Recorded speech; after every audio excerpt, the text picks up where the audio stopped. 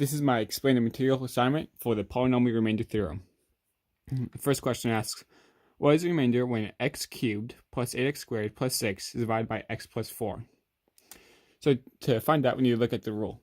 When we're dealing with the polynomial remainder theorem, and says that we have a function, in this case, p of x, so I'm calling it, divided by a first degree factor, right here, that p of x divided by x plus a, when we define the remainder, we needed to find p of negative a. Since, in this case, a is equal to 4, so for all of the places where we have x, we need to put negative a instead, or in this case, since a is 4, negative 4. So in all the places that we see x, substitute in negative 4. So negative 4 cubed for negative 4 squared in those two places. Alright, expand that out, we now have negative 64 plus 8 times 16 plus 6. Again, 8 times 16 equals 128, so we have negative 64 plus 128 plus 6. Then simplify, the remainder is 70. Alright, so next, the population P of Johnsontown over a period of T years since the town was founded can be estimated by P equals 5,600 e to the power of 0.059 t. And approximately how many years after the town's founding will the population reach 11,200?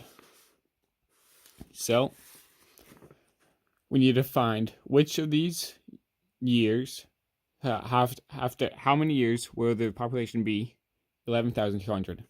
The answer is 12. We can find that by plugging in 12 for t in the equation. So you have 5,600 e to the power of 0.059 times 12. 0.059 times 12 equals 0.708. And then e to the power of 0.708 equals 2.03. Now we have 5,600 times 2.03, and that equals about 11,368. And that is pretty close to 11,200. But to be sure, we need to do this for all of the problems.